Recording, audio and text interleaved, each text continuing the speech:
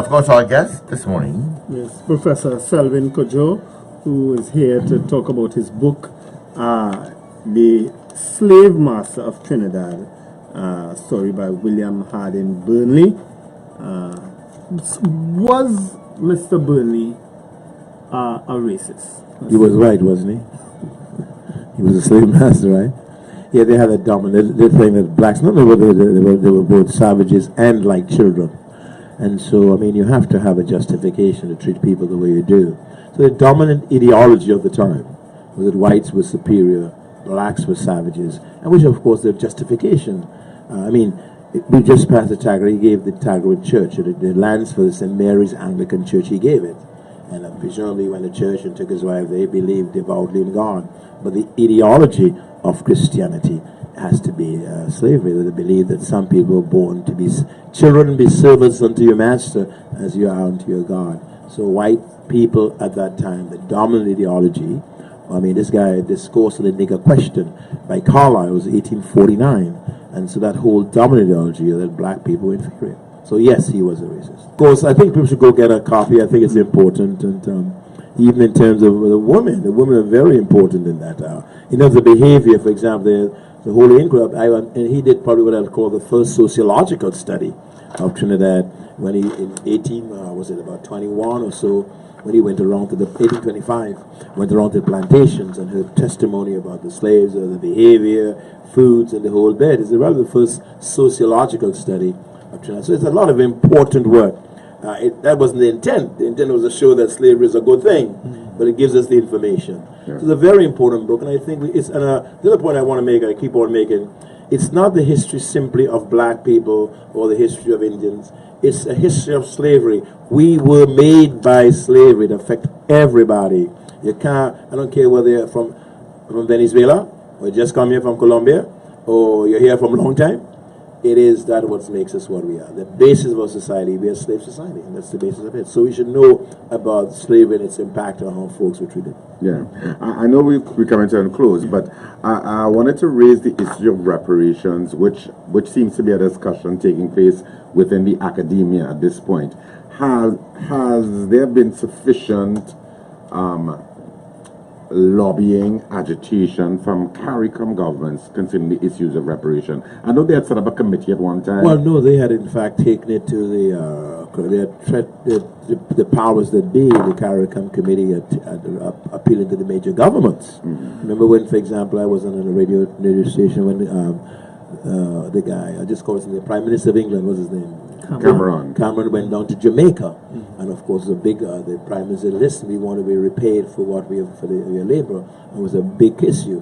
Of course, the government of itself, the British government, couldn't say so, that yes, we did so and so, because there are legal implications. But there has been a lot of agitation for it, certainly the CARICOM government. And the rising, of course, these things start small, but there has been the kind of quest and the struggle for reparations as an issue, but it's going to take a while. I know, for example, the British government paid during the Mau Mau War with the Kenyans, of course, but they were able to identify the victims and were able to pay the victims directly during the Mau Mau War. This is a much longer period, so there have to be other ways of paying reparations in terms of McDonald's. Everybody has $10, but in terms of health systems and so on, in terms of development, in terms of taking part in infrastructural developments, health, education, sports, and so on, there are areas in which it's important. Now, Professor Cudjoe, as both a student and a professor of history, what are your thoughts on some of the proposals and the agitations, I should say, for name changes for people who have had a past, such as people like Mr. Burnley? Because we've had calls for Lord Harris to be removed. We've had calls for Columbus to be removed. I think it was already done at UE. I think I know there's been a call for.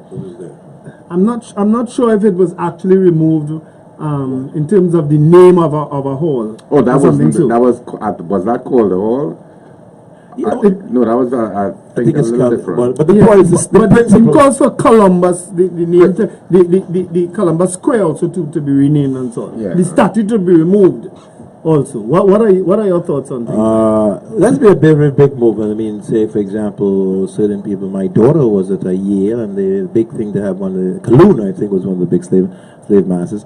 I think in certain areas where, of course, it's very obvious and it impedes and that you could change some names. I think we should change. That's just normal. I mean, countries change their names. Gold Coast, you have Ghana, and so on. So Ceylon, I think, changed its name. So that's interesting. I think, yes, there's some names that needs to be changed. You could change streets from Chacon to whatever you want to change it. So I have no problems with that, I think. But if you're going to change every last name and move every last item of who made you who you were, I think you got to be very careful about that. But I think generally in the Columbus thing, I don't feel too worked up about it. If you want to change Columbus, that's fine. But I'm not too. I think what we need to really know is what the history that makes us who we are and have an understanding of it. Obviously, some names people were very very cruel and negative and had very negative notions. Yes, some of them I think need to go. But yeah, I think generally yes, but one has to be a bit prudent. If you had to single out one or two of those names that had to go as people who were extremely cruel. Oh, I don't know. I don't have a big sense of that. I would be Columbus thing. I'm not too worked up about that. Who else have been calling for? Who else? What are the names? I don't know. What are the names? Well, you've heard about the same Lord Harris. Was he one of our governors? No, but I don't think Harris. I would leave Harris.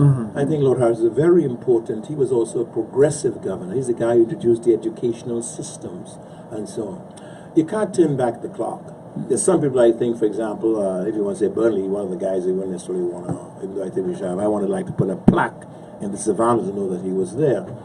But Harris was a very progressive governor. The whole educational system, dividing the country into wards, etc., set us on our, I would say, modern part and so on. He was a very important governor. He came here, did some very interesting things. So, I mean, just to say Lord Harris because the government moved his name, who is he? What has he done? Is he important? I would not want to. I think Lord Harrison is a very important figure in our history.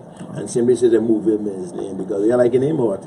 No, I know, I'm just rhetorical. I'm yeah. just saying, no, but I'm saying Harris was a very progressive governor.